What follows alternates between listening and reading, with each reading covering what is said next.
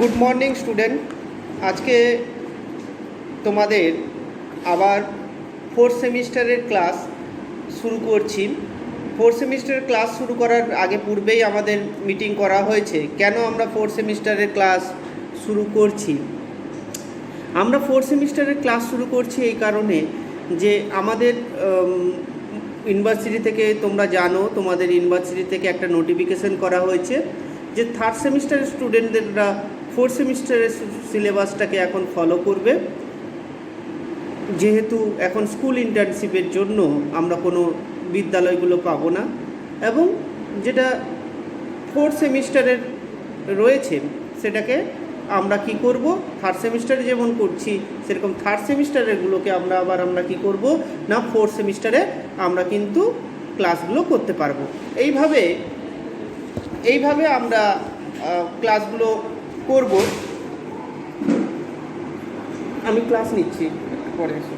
Fourth সেমিস্টারে এখন যেটা আমাদের বিষয় হলো যে আমাদের এখন সমস্ত স্যার ম্যাডামরা আমরা এখন বিভিন্ন সাবজেক্টে তোমাদেরকে পড়ানোর জন্য বলছি, কিন্তু তোমাদের কাছে হয়তো সিলেবাসটা রয়েছে, বুঝে উঠতে পারছো না, আস্তে আস্তে ধীরে ধীরে বুঝবে।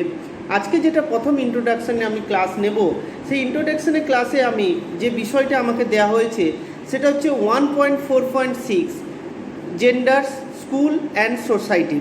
জেন্ডার, স্কুল অ্যান্ড সোসাইটি থেকে আমাকে 1.4.6-এ দেওয়া রয়েছে।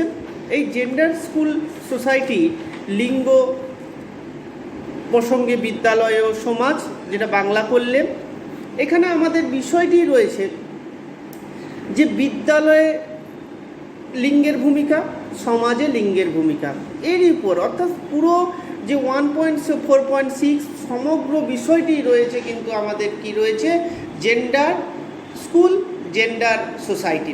What is gender? Gender importance, জেন্ডারকে আমরা ক্লাসিফিকেশন, জেন্ডার আমাদের বিভিন্ন ক্ষেত্রে আমরা জেন্ডারের কী ভূমিকা রয়েছে, শিক্ষার ক্ষেত্রে আমাদের এই জেন্ডারের কী ভূমিকা রয়েছে, সেগুলি সম্পর্কে কিন্তু আমাদের কি রয়েছে না, সেগুলো সম্পর্কে আলোচনা করতে হবে। এইখানে কি রয়েছে না, এই 1.4.6-এর আমাদের টোটাল রয়েছে, মোট টোটাল রয়েছে ছটি আমাদের যে পঞ্চম অধ্যায় রয়েছে, পাঁচটি অধ্যায়ের বিষয় হচ্ছে এইগুলা। এখানে লিঙ্গ সম্পর্কে কিন্তু আমরা প্রত্যেকেই কিন্তু লিঙ্গ সম্পর্কে আমরা জানি। লিঙ্গ অর্থাৎ কি, আমরা জন্মের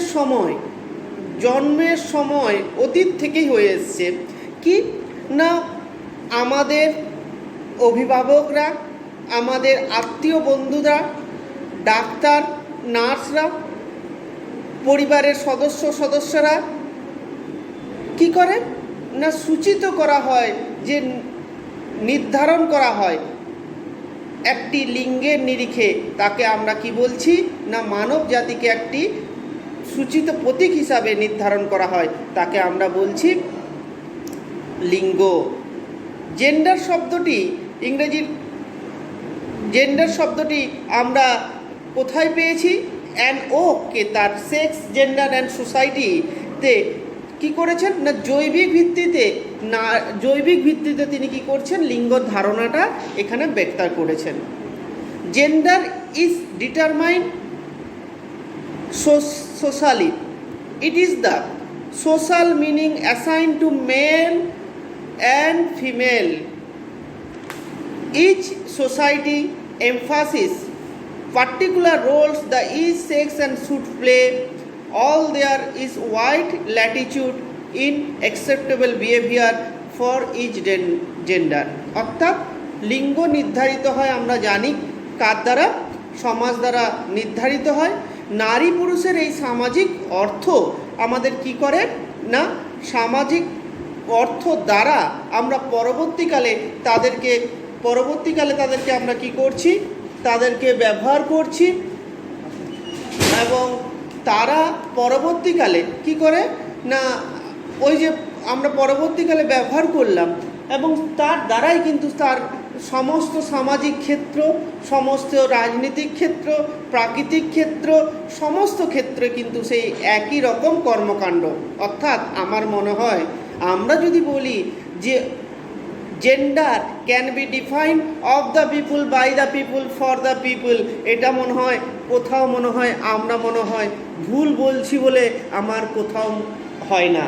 অর্থাৎ মানব শিশু জন্মর সময় যদি সেটা কি হয় না, মানব শিশু জন্মের সময়ে যদি তাকে আমরা যে লিঙ্গ দ্বারা প্রতীকী করছি সেই লিঙ্গ হিসাবেই কিন্তু তাকে কি করেন না, পারিবারিক সদস্যরা তার সঙ্গে সেইভাবে মেলামেশা করেন, তার কর্মকাণ্ড, তার সমস্ত কিছু কিন্তু নির্ধারণ করেন।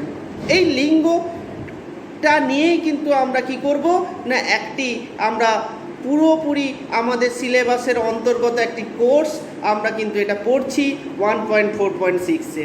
এখানে আছে কি gender, how to gender play role in a society, in school, অথবা থাকতে পারে যে সিলেবাসের ক্ষেত্রে আমাদের যে বর্তমান যে সিলেবাস রয়েছে, বর্তমান যে কারিকুলাম রয়েছে, সেখানে লিঙ্গের ভূমিকা কী বা লিঙ্গকে কেন বেশি জোর দেওয়া হচ্ছে, আমরা বিএড পাঠ্যক্রমে কেন এই কোর্সটাকে আমরা অন্তর্ভুক্ত করেছি বা এই বিষয়টি পড়েছি, এই সকল প্রশ্নগুলো কিন্তু আমরা জানতে পারবো।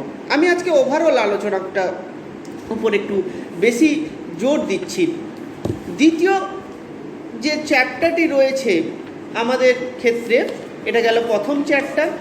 দ্বিতীয় যে চ্যাপ্টারটি রয়েছে সেটা হচ্ছে লিঙ্গ বিষয়ক চর্চা, অর্থাৎ gender studies and paradigm shift.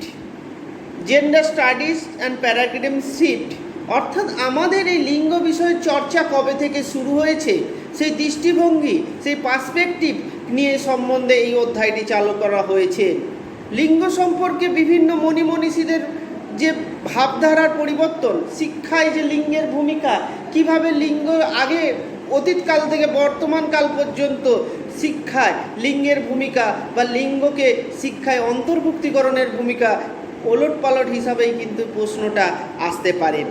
আমরা জানি এখানে পড়তে পারি ফেমিনিজমের কনসেপ্ট পড়তে পারি, আমরা লিঙ্গ বিষয়ে বিভিন্ন চর্চার এগুলোকে জানতে পারি, historical aspect of the gender education, আমরা এই সম্পর্কেও আলোকপাত আমরা এই অধ্যায় আমরা কিন্তু করতে পারি।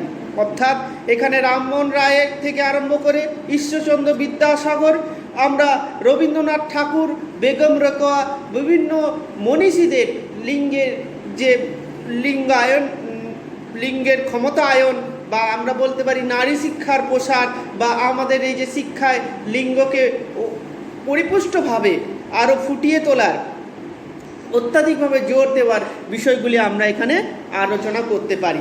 এখানে আলোচনা করতে পারবো দ্বিতীয় অধ্যায় কি না, নারী শিক্ষা এবং নারীর ক্ষমতায়ন সম্পর্কে বিভিন্ন কমিশন ও কমিশনের রিপোর্ট সম্পর্কে আমরা কিন্তু আলোচনা করতে পারি। ইতিমধ্যেই আমরা কিন্তু আরেকটি লিঙ্গ মানে আমরা কিন্তু জেন্ডারে মেল ফিমেল বুঝি, কিন্তু নয়, এখানে কিন্তু তৃতীয় লিঙ্গ কথাও বলা হচ্ছে। New policy of current law for the recognize of the concept of the transgender and the third danger, অর্থাৎ রূপান্তরকামী এবং তৃতীয় লিঙ্গ কি করা হচ্ছে, যে নতুন পলিসি গ্রহণ করা হয়েছে সে সম্পর্কেও তোমাদের কিন্তু জানতে হবে, তোমাদের শিক্ষা লাভ করতে হবে, এবং পরবর্তীকালে তোমরা যে এই যে শিক্ষার প্রসার ঘটাবে, পরবর্তীকালে যে তুমি যে চর্চা করবে, সেখানেও কিন্তু এই বিষয়গুলি সম্পর্কে কি করবে না, এই বিষয়গুলি সম্পর্কে তুমি জ্ঞান লাভ করে সেই হিসাবে তুমি কিন্তু সেখানে তোমাদের কিন্তু আস্তে আস্তে করে সেই বিষয়ে প্রসার ঘটানোর চেষ্টা করতে হবে, যাতে এখানে লিঙ্গ হিসাবে শিক্ষা লাভ করে থাকে। আমাদের তৃতীয় অধ্যায়, এবং প্রথম গেল লিঙ্গ, তারপর হচ্ছে লিঙ্গ বিষয়ক চর্চা। তৃতীয় যেটা বিষয়টি আসছি আমরা, লিঙ্গ ক্ষমতা ও শিক্ষা, জেন্ডার পাওয়ার অ্যান্ড এডুকেশন। তৃতীয় অধ্যায়ের আমাদের মূল বিষয় হচ্ছে কি, জেন্ডার পাওয়ার অ্যান্ড এডুকেশন, লিঙ্গের পরিচিতি। এখানে আমরা কি করব না, প্রথম আমরা যদি বলি জেন্ডারকে আমরা 4 ভাগে ভাগ করি, সেখানে কি রয়েছে না সেখানে রয়েছে যে একটি রয়েছে আমাদের জানি আমরা প্রথমে বলছি পুংলিঙ্গ স্ত্রীলিঙ্গ, তৃতীয় লিঙ্গ আমাদের রূপান্তরকামী, সমকামী, উভকামী, বিভিন্নভাবে আমরা কিন্তু কি করছি না লিঙ্গকে আমরা ক্লাসিফাইড করছি, যে আইডেন্টিফাই করছি। আর সেখানে role of a society, role of a family, that is a very important part also in the education of sex and gender in school, in society. এটা কিন্তু এইখানের আমাদের বিষয়। এরপরে রয়েছে লিঙ্গর পরিচিতি, সামাজিকরণে বিদ্যালয় আমাদের রয়েছে, ক্লাস করছি একটু পরে।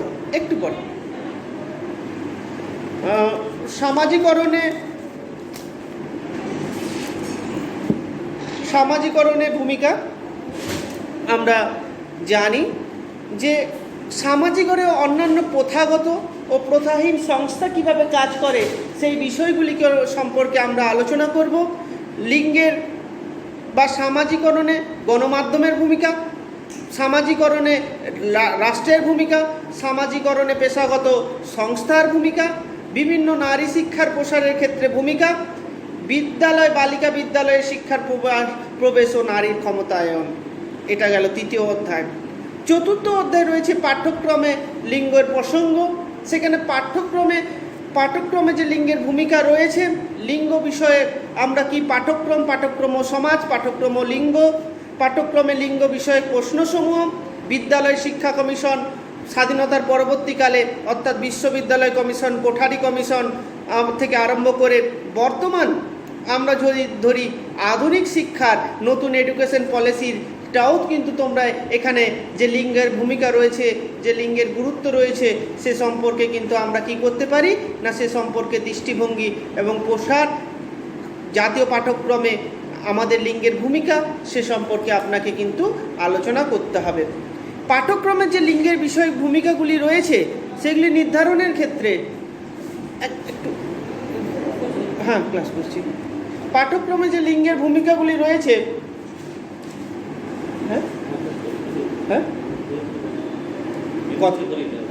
করি দেবো তো, এ করো 10 মিনিট 10 মিনিট এখন।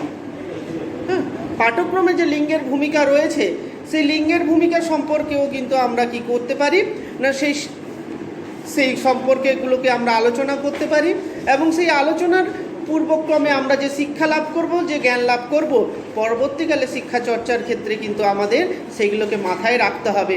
জাতীয় শিক্ষানীতি, জাতীয় পাঠ্যক্রমে লিঙ্গের যে ভূমিকা রয়েছে, লিঙ্গ শিক্ষা সম্পর্কে যে বলা হয়েছে ইনক্লুসিভ এডুকেশনের, ইন্টিগ্রেটেড এডুকেশনের ক্ষেত্রে আমরা কি করতে পারি না অ্যাসোসিয়েশন লার্নিং, যেখানে কি রয়েছে আমরা অ্যাসোসিয়েশন লার্নিংয়ের ক্ষেত্রে কি কি ভূমিকা পালন করতে পারি সে সম্পর্কে চর্চাগুলোও কিন্তু তোমাদের এই অধ্যায় করতে হতে পারে। পঞ্চম অধ্যায় আমাদের শেষ অধ্যায়। কথাগুলো একটু খটমটে, কথাগুলো মনে হবে অপ্রাসঙ্গিক, কথাগুলো মনে হবে যে আমরা কথাগুলো শোনার মাধ্যমে এই অধ্যায়টা মনে হবে আমরা হয়তো কোনো অপরাধ বোধ করছি। সাধারণত পশ্চিমী দেশগুলিতে আমরা কি করি না সাধারণত পশ্চিমী দেশগুলিতে ছোটোবেলা থেকে এগুলোকে কি করা হয় শিক্ষার মাধ্যমে সংযুক্ত করা হচ্ছে।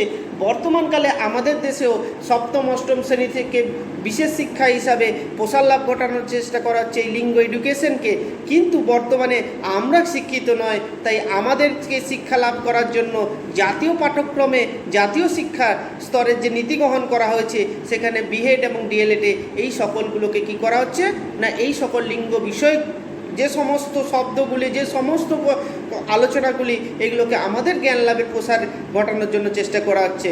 কারণ আমরা যদি জ্ঞান লাভ করতে পারি, আমরা যদি প্রসার ঘটাতে পারি, তবেই কিন্তু আমরা পরবর্তীকালে আমরাও শিক্ষার্থীদের মাধ্যমে এই প্রসারটা ঘটাতে পারবো।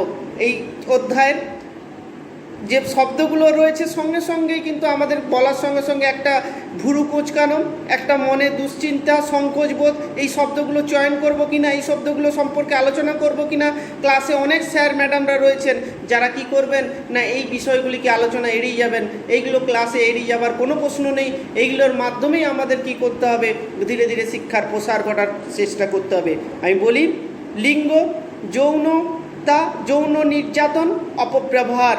অর্থাৎ আজকে যে সামাজিক পরিস্থিতি, আমার মনে হয় এই শব্দগুলিকে আমাদের বিশেষভাবে আলোচনার প্রয়োজন রয়েছে। আমরা যদি আমাদের এই অভাব, দুশ্চিন্তা, আমাদের যদি সংকোচনকে মুক্ত চিন্তার প্রসার ঘটিয়ে আমরা এগুলোকে লাভ করতে পারি, পরবর্তীকালে আমাদের এগুলোকে অপব্যবহার আমরা করব না। আমরা এগুলোকে কি করব না, আমরা এগুলোকে আত্মনিয়ন্ত্রণের শক্তি হিসাবে লাভ করব। এই চ্যাপ্টারটা তাই আমি সকলকে বলবো, আমরা সকলেই অ্যাডোলেসেন্ট পিরিয়ড পেরিয়ে এসেছি, বা কেউ কেউ হয়তো এর সঙ্গে সঙ্গে অ্যাডোলেসেন্ট পিরিয়ডের কাছাকাছি রয়েছি পেরিয়ে যাওয়ার। তো এই বিষয়গুলোকে আমি সকলের জন্য বলবো যে এই চ্যাপ্টারটা একটু মনোযোগ দিয়ে করে আলোচনা করবেন, গভীরে গিয়ে আলোচনা করবেন। তাতে কিন্তু আমাদের মুক্ত শিক্ষার চিন্তার প্রসার ঘটবে, আমরাও উন্নত সমাজ গড়ে তুলতে পারবো, সংস্কৃতি সম্পন্ন সমাজ গড়ে তুলতে পারবো, দুর্নীতিমুক্ত, বিভিন্ন শোষিত মুক্ত সমাজ গড়ে উঠতে পারবো। তাই আমার মনে হয় বিশেষ করে জোর দেওয়া হয়েছে লিঙ্গ শিক্ষার উপর। তাই 1.4.6 একটি আমরা এডুকেশন রিলেটেড হলেও এই এখন পর্যন্ত যে সকল সাইকোলজিগুলো আপনারা পড়েছেন, যে সকল শিক্ষাগুলি প্রসার সম্পর্কে আলোকপাত করেছেন, কিন্তু 1.4.6 সেখানে কিন্তু লিঙ্গ প্রসঙ্গে বিদ্যালয় সমাজ একটা কিন্তু আলাদা ধরনের বিষয়, খটমটে বিষয়, যেখানে বিষয়গুলো সবগুলো একই রকম মনে হবে, কিন্তু এখানে কিন্তু একটু ভাবনা চিন্তার বিষয় রয়েছে, জটিল বিষয় নয়। আলোচনাটা সুন্দরভাবে সুস্থিরভাবে আমরা যদি করতে পারি উভয়ের মধ্যে আরও ভালো হয়। যদি আমরা শ্রেণীকক্ষের মধ্যে করতে পারি, একদিন আমাদেরই শিক্ষার প্রসার ঘটবে এই আশা রেখে আজকে আমাদের এইখানে এই যে সামগ্রিক যে হলিস্টিক অ্যাপ্রোচের মাধ্যমে আমি আজকে কি করলাম 1.4.6টা আলোচনা করলাম, এবং পরবর্তীকালে আমরা কি করব, এটা আমরা যে কোনো চ্যাপ্টার ধরে এবং তার সাব ইউনিট ধরে আলোচনা করব। ধন্যবাদ।